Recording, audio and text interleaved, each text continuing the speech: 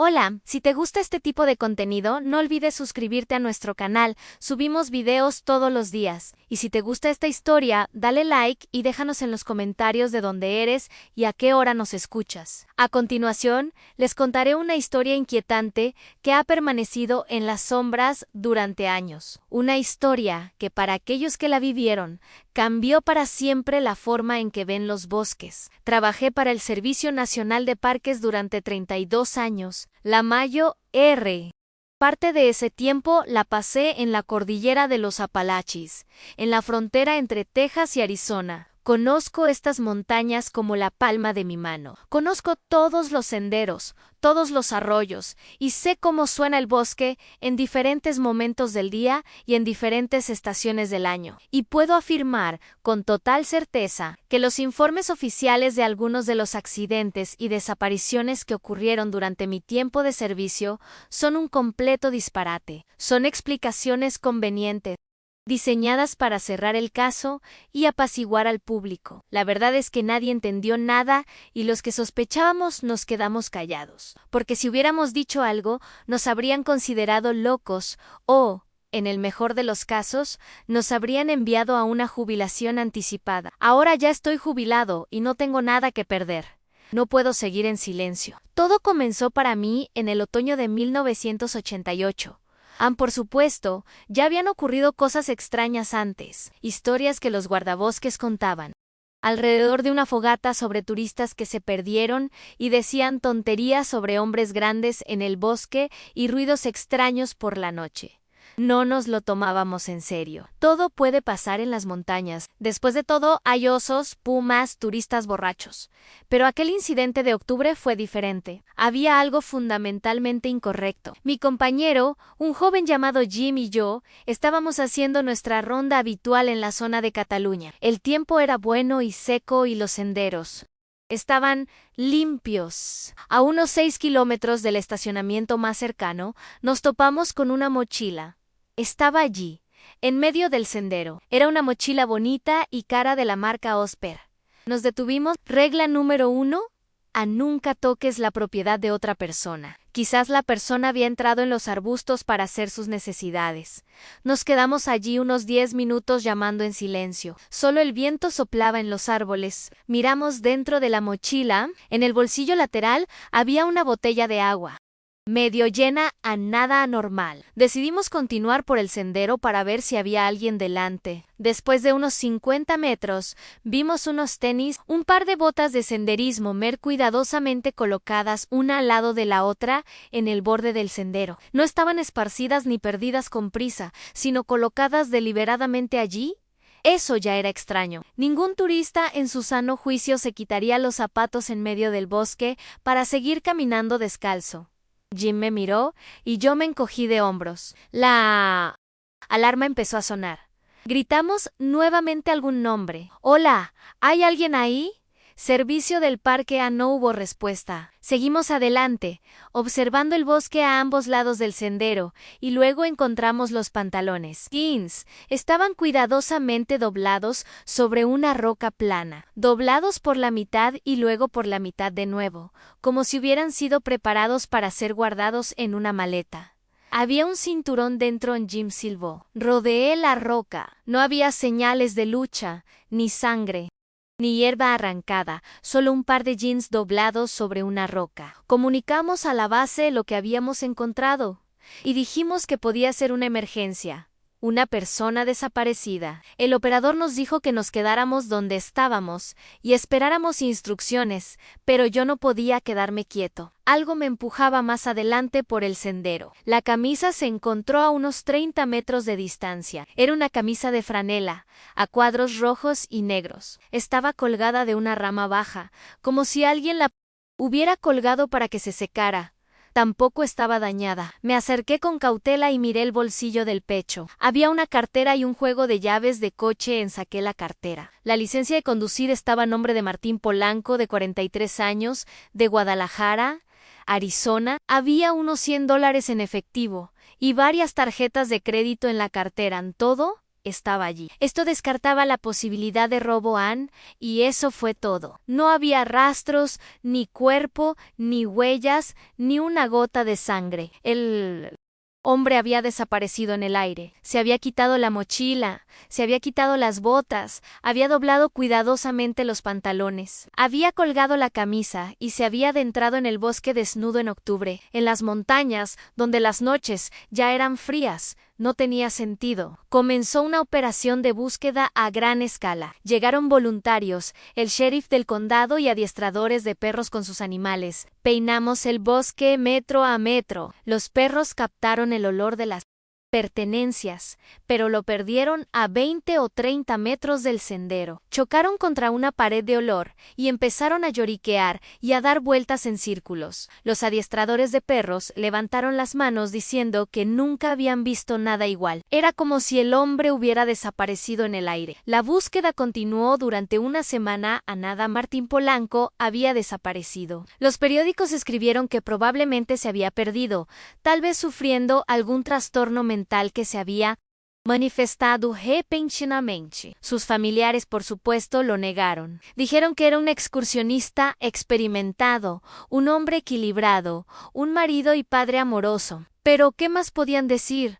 La versión oficial era la más simple. Encontramos el cráneo por casualidad 3 semanas después. Yo estaba patrullando la misma zona, revisando las cámaras de vigilancia instaladas después del incidente. Me salí del sendero para revisar una de las cámaras y noté una gran pila de ramas de un árbol caído, un viejo cortavientos.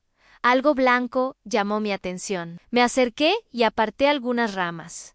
Era un cráneo humano. Estaba limpio, blanco y sin ningún tejido blando. Parecía que lo hubieran hervido y limpiado. Llamé al equipo de investigación por radio. El examen confirmó que era el cráneo de Martín Polanco. La parte más aterradora estaba en el informe del médico forense. No había rastros de dientes de depredadores en el cráneo, ni de un oso, ni de un puma, ni siquiera de pequeños roedores. Nada, solo hueso limpio. Y había un detalle más que no se mencionó en los informes. El cráneo no estaba simplemente tirado en una pila de ramas. Había sido cuidadosamente colocado en una cavidad como si fuera un nicho. Alguien lo había puesto allí. El resto del cuerpo nunca se encontró, ni un solo hueso. ¿Cómo es posible? Incluso si un oso hubiera arrastrado el cuerpo, habría dejado rastros, huesos rotos, fragmentos roídos, pero aquí nada. Solo un cráneo perfectamente limpio, escondido en una pila de árboles caídos a 200 metros del lugar donde se encontró la ropa del hombre desaparecido. El caso se cerró con la siguiente conclusión o muerte, como resultado de un accidente en circunstancias poco claras. Para el público, la historia había terminado. Para mí, apenas había comenzado. Comencé a prestar atención a cosas que antes ignoraba. En esa parte del parque, en un radio de unos 16 kilómetros del lugar donde Polanco desapareció, ya habían ocurrido cosas extrañas, pero ahora las miraba con otros ojos. Empecé a llevar un diario no oficial. Anoté todas las anomalías, por ejemplo, los sonidos. Por la noche, especialmente a finales de otoño, cuando el bosque se quedaba en silencio, a veces se podía oír un extraño zumbido. Era diferente a todo lo que había oído antes. No era el rugido de un oso, ni el aullido de un coyote. Era un sonido grave y prolongado que parecía vibrar en mi pecho. A veces, después del zumbido, había algo más, algo como chasquidos o golpes sordos, como si alguien estuviera golpeando el tronco de un árbol con un palo. Siempre culpábamos a los pájaros carpinteros o a las ramas caídas, pero los golpes eran muy rítmicos. 3 golpes, una pausa, luego 3 golpes más. Luego estaban las huellas. Varias veces encontré huellas en la tierra húmeda cerca de los arroyos que no pude identificar. Eran grandes, definitivamente de una criatura bípeda, pero las proporciones eran incorrectas. Los dedos eran muy largos, el talón enorme y la huella era profunda, como si la criatura que la había dejado pesara 180 o incluso 225 kilogramos. Pero lo más extraño era que siempre había solo una huella, o 2 o 3 seguidas, y luego nada. Era como si la criatura hubiera dado unos pasos y desaparecido. Y luego estaban estas extrañas estructuras. En las partes más profundas del bosque, lejos de los senderos, empecé a tropezar con árboles torcidos. Árboles jóvenes de arce y roble, del grosor del brazo de un hombre, estaban doblados en arcos y sus copas clavadas en el suelo. Varios árboles estaban entrelazados a una altura de 25 metros, formando algo parecido a una cabaña o un dosel. Esto no era obra del viento. Las roturas eran recientes y se habría necesitado una fuerza tremenda para hacer eso. Les mostré estos lugares a otros guardabosques. Los más antiguos negaban con la cabeza y decían han marcas de oso. Pero yo sabía cómo eran las marcas de oso. No era eso. Con cada mes que pasaba, con cada año que pasaba, me convencía cada vez más de que no estábamos solos en él.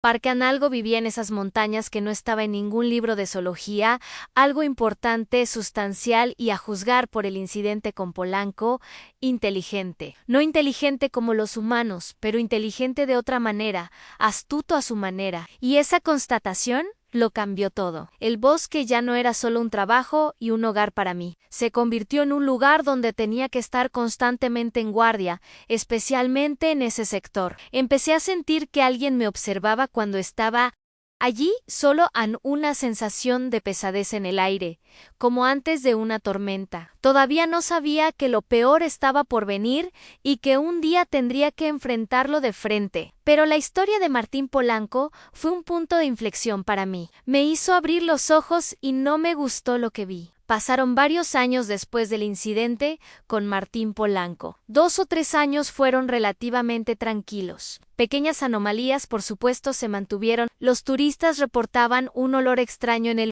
bosque. Alguien oía un grito diferente al de cualquier animal, pero nada grave, ninguna desaparición en ese sector. Continué llevando mi diario, marcando en el mapa los lugares donde encontraba árboles rotos o huellas extrañas. Poco a poco, una zona específica comenzó a surgir, unos 40 kilómetros cuadrados de terreno salvaje e intransitable, donde todas estas anomalías convergían como un embudo.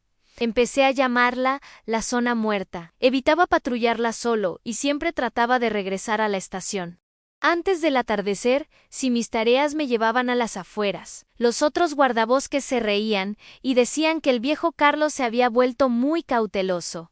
Yo no discutía, los dejaba reír. Todo cambió en el verano de 2001 a finales de julio. Fuertes tormentas derribaron una estación de retransmisión de radio en una de las cordilleras distantes, justo en la frontera de mi zona muerta. Era un punto de comunicación vital y necesitaba ser reparado lo antes posible. El equipo de ingeniería no podría llegar allí en una semana y necesitábamos comunicación de inmediato. Mi jefe me llamó y me dijo: Carlos, tú conoces esos lugares mejor que nadie, echa un vistazo. Probablemente un rayo golpeó la antena o el cable de alimentación se soltó. Lleva un kit básico de herramientas contigo. Si puedes arreglarlo en el lugar, genial. Si no, al menos evalúa la extensión del trabajo. No podía negarme. Era mi trabajo. Tenía una caminata de 2 días por delante en 16 kilómetros hasta el repetidor. El primer día, una noche en un pequeño refugio de mantenimiento al pie de la torre y 16 kilómetros de regreso al día siguiente. Preparé mi mochila, agarré mi rifle de acción de bombeo Remington, equipo estándar para defensa contra osos, y partí en una camioneta de la compañía hasta el punto más cercano del sendero. Los primeros kilómetros de la caminata transcurrieron sin incidentes. Los pájaros cantaban, el viento soplaba, todo como de costumbre, pero cuanto más me adentraba en el territorio, más silencioso se volvía mi alrededor. Es muy perceptible cuando has pasado toda tu vida en el bosque. Primero las ardillas se callan, luego los pájaros dejan de cantar. Un silencio ensordecedor desciende, como si el bosque hubiera contenido la respiración. Caminé, mirando a mi alrededor con cuidado, manteniendo la mano cerca del seguro del rifle. La sensación de que alguien me observaba regresó con una fuerza renovada. Pesaba sobre mis hombros, obligándome a mirar hacia atrás constantemente. A cerca de 1 kilómetro y medio del repetidor, me encontré con aquello. Un roble gigante yacía en el camino. El tronco tenía al menos 1 metro de espesor. pero no había sido arrancado por un huracán, ni cortado. Se había partido, y la rotura estaba a unos 3 metros del suelo. Me acerqué. La rotura era reciente, y la savia aún goteaba. La madera no solo se había partido, se había torcido con las fibras divididas en espiral. Para hacerle eso a un roble vivo, se habría necesitado una fuerza sobrehumana, monstruosa. Ningún oso podría hacer eso. En ninguna máquina podría llegar allí. Caminé alrededor del tronco. No había huellas en el suelo, excepto las mías. Tomé mi cámara y me tomé algunas fotos. En el informe oficial escribiría que el viento había derribado el árbol. Al anochecer, llegué a la torre. El repetidor estaba en un pequeño claro en la cima de la colina. Al lado había un pequeño edificio técnico, esencialmente un barracón hecho de bloques de cemento con una puerta de hierro y una única ventana con rejas. Inspeccioné rápidamente el equipo. Como esperaba, un rayo había golpeado la antena, quemando el fusible principal. Había un repuesto en una caja dentro. En 10 minutos de trabajo había restaurado la energía.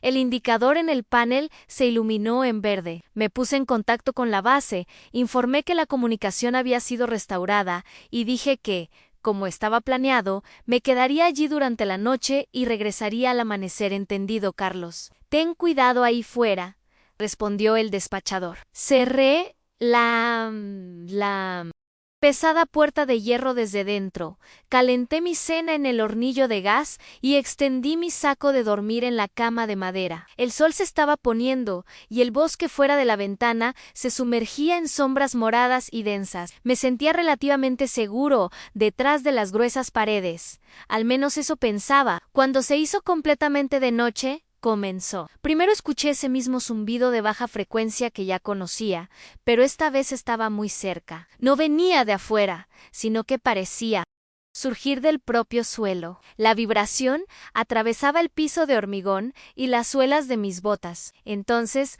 un sonido de golpes se unió al zumbido. 3 golpes sordos en la madera, una pausa y 3 más. Parecía que alguien estaba golpeando metódicamente el tronco de un árbol con un palo en algún lugar cerca de la casa. Me senté en la cama, en la oscuridad total sin encender la luz, y me quedé escuchando, sosteniendo el rifle en mis manos. Mi corazón latía tan fuerte que parecía que se podía oír desde fuera y entonces comenzó lo peor, la imitación. Al principio escuché a una lechuza ulular, pero estaba mal, muy bajo, con una especie de sonido gutural. El ulular se repitió varias veces, luego se interrumpió a mitad, transformándose en una especie de risa gutural. Luego oí un sonido parecido al llanto de un bebé, agudo, lamentable. Venía de muy cerca, justo detrás de la pared.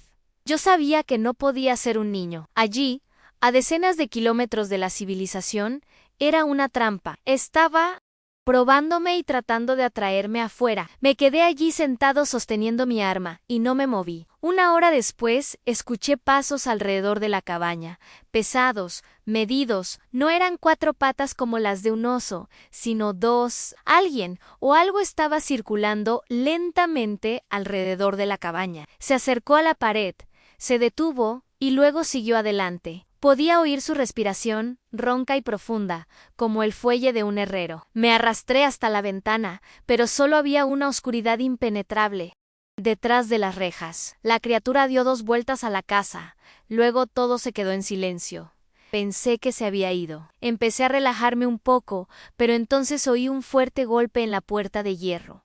Una vez, ¡bam!, toda la casa tembló. No fue un golpe agresivo, ni un intento de derribar la puerta. Era como si alguien estuviera empujando algo para probar su resistencia. Me alejé de la puerta, levantando mi rifle. El silencio regresó, pero ahora sabía que aquello estaba allí, a pocos metros de mí, detrás de una fina lámina de acero, y entonces oí un murmullo. Fue el sonido más aterrador que he oído. No eran palabras, solo una serie de sonidos guturales, pero formaban una entonación, una cadencia inquietantemente similar al habla humana. Era como si alguien detrás de la pared estuviera tratando de hablar sin conocer el idioma, simplemente imitando la melodía de la conversación. Había oído a gente, estaba aprendiendo, y ese pensamiento hizo que se me pusieran los pelos de punta. Me Quedé sentado allí hasta el amanecer, presionando mi espalda contra la pared opuesta, apuntando el cañón hacia la puerta y rezando para que aguantara. Tan pronto como aparecieron los primeros rayos de sol entre los árboles, todos los sonidos cesaron. Esperé una hora más hasta que estuviera completamente claro. Mis manos temblaban cuando quité el cerrojo, abrí la puerta y salté fuera. El claro estaba vacío, pero en el suelo blando de la puerta vi las huellas. 2 huellas gigantes descalzas, del al menos 40 centímetros de largo, 5 dedos largos, un pie ancho casi sin arco. Tomé una foto. Luego, rápidamente recogí mis cosas, sin siquiera desayunar, y corrí de vuelta por el sendero. No miré hacia atrás hasta que estuve a unos cuantos kilómetros de la torre. Al cruzar un pequeño arroyo, algo me hizo detenerme y mirar hacia atrás, a la colina donde había pasado la noche, y fue solo por una fracción de segundo. Contra la niebla de la mañana, entre 2 pinos gigantes, había una figura oscura. Era enorme, de 2,5 metros ou 3 metros de altura, ombros anchos, brazos largos casi hasta las rodillas. Estaba cubierta de pelo oscuro, negro o marrón oscuro. Se quedó allí parada, mirando en mi dirección. No pude ver su cara, ni ningún detalle, solo una silueta enorme e irregular. Luego dio un paso hacia un lado y desapareció en el bosque. No huyó ni se alejó. Simplemente se disolvió en las sombras de los árboles, con una velocidad y un silencio imposibles para una criatura de ese tamaño. De vuelta en la estación, escribí un informe sobre el roble roto y mencioné el oso grande que había estado deambulando por la cabaña durante la noche. No dije ni una palabra sobre las huellas, los sonidos o lo que había visto en la cima. Se habrían reído de mí y me habrían enviado a un psicólogo. Pero yo sabía lo que había visto y sabía que él sabía que yo lo había visto. Muchas gracias por escuchar hasta aquí. Si te gusta este tipo de contenido,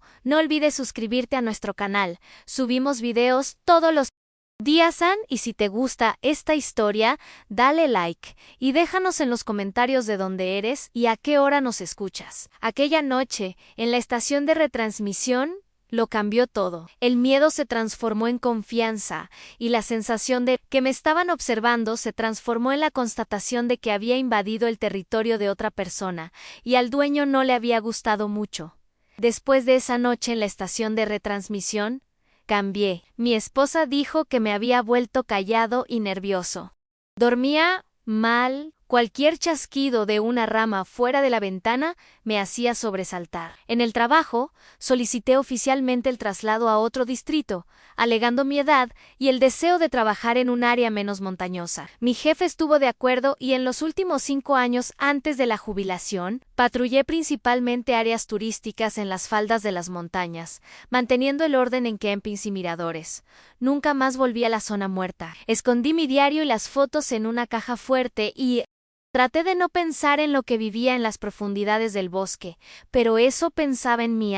Podía sentirlo. Todo terminó en el otoño de 2006, unos meses antes de jubilarme. A mediados de septiembre, 2 personas desaparecieron en el parque. Un padre y su hijo de 14 años, Martín y Sergio Méndez, dejaron el coche en el estacionamiento junto al sendero que conducía directamente al corazón de mi zona muerta. El plan era hacer una caminata de 2 días hasta una cascada remota. Cuando no regresaron a la hora acordada, la esposa y la madre dieron la alarma. Comenzó una operación de búsqueda estándar. Participé como consultor en la sede, ayudando a coordinar los equipos en el mapa. Miré ese mapa, la ruta que habían elegido, y se me heló la sangre. Se dirigían directamente al corazón del infierno. Los 2 primeros días de búsqueda no dieron resultado. El tercer día, uno de los equipos encontró su tienda. Había sido desgarrada, no por un cuchillo, ni por garras de oso. La tela había sido rasgada en pedazos con una fuerza increíble,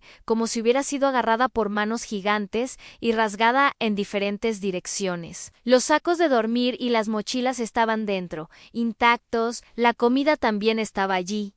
Pero las personas habían desaparecido. Escuché los informes por la radio y me di cuenta de que la historia se estaba repitiendo. Los investigadores estaban peinando el área usando una cuadrícula estándar, pero estaban buscando en el lugar equivocado.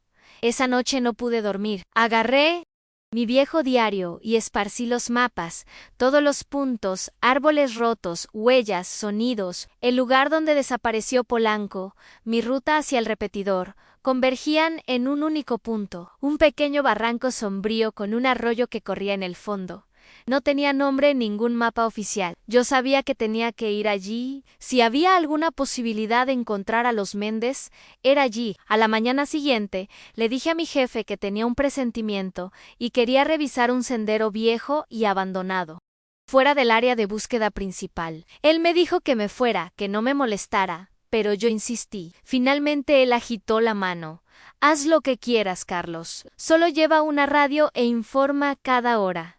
No llevé a nadie conmigo, Anto era asunto mío. Caminé rápidamente, impulsado por el miedo y la culpa. Me había quedado en silencio durante tantos años. Si algo les hubiera pasado a estas personas, parte de la culpa era mía. La atmósfera en el bosque era tan opresiva como en ese momento. El mismo silencio sepulcral. Me salí del sendero oficial y caminé por el cortavientos, orientándome con la brújula y la memoria. 2 horas después, salí del barranco. Al bajar, inmediatamente sentí un olor fuerte y almizclado, una mezcla de perro mojado, hojas podridas y algo más. Algo primitivo. Cerca del arroyo encontré un tenis de niño. Estaba en el agua con el cordón atascado en una roca. Caminé río arriba, observando la densa vegetación a lo largo de las orillas. Y allí, debajo de una roca sobresaliente, en una cueva poco profunda, los encontré. El padre, Martín Méndez, estaba muerto. Estaba acostado de espaldas con el pecho hundido, como si algo que pesara 1 tonelada hubiera caído sobre él. Pero no había sangre en su ropa, ni marcas de garras o dientes. Fue un golpe monstruoso y aplastante. A su lado, acurrucado en el rincón más alejado de la cueva, estaba su hijo. Sergio el niño estaba vivo. Miraba al vacío con los ojos muy abiertos y se mecía silenciosamente hacia adelante y hacia atrás estaba en estado de shock profundo. Me acerqué lentamente a él, hablando en voz baja y suave. Él no respondió. Me puse en contacto con la sede, informé mis coordenadas y dije que había encontrado a las personas desaparecidas. Un muerto, un sobreviviente en shock. Se necesita una evacuación urgente en helicóptero.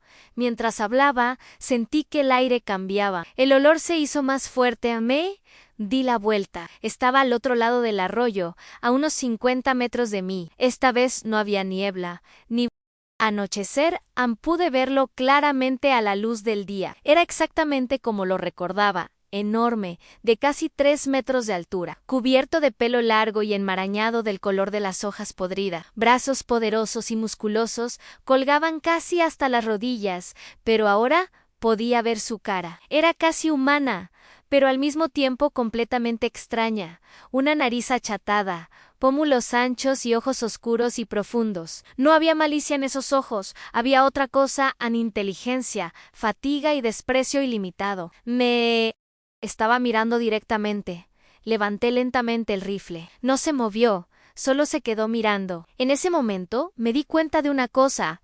No estaba atacándolos, estaba defendiéndose. Aquella era su guarida, su hogar. Esas personas habían ido demasiado lejos. El padre pudo haber actuado de forma agresiva, asustado y gritado. Y él simplemente acabó con él con un solo movimiento y no tocó al chico. ¿Por qué? No lo sé. Quizás no lo vio como una amenaza. Emitió un sonido, el mismo zumbido, bajo y vibrante que había oído tantas veces antes. Pasó por mí, haciendo que mis dientes castañetearan. Era una advertencia, la última. Bajé el rifle, demostré que no era una amenaza. Nos quedamos allí mirándonos el uno al otro, por lo que pareció una eternidad. Tal vez 10 segundos. Luego se dio la vuelta lentamente y se fue al bosque sin hacer ruido. Cuando el equipo de rescate llegó, yo ya había sacado al niño de la cueva. Él seguía sin decir una palabra.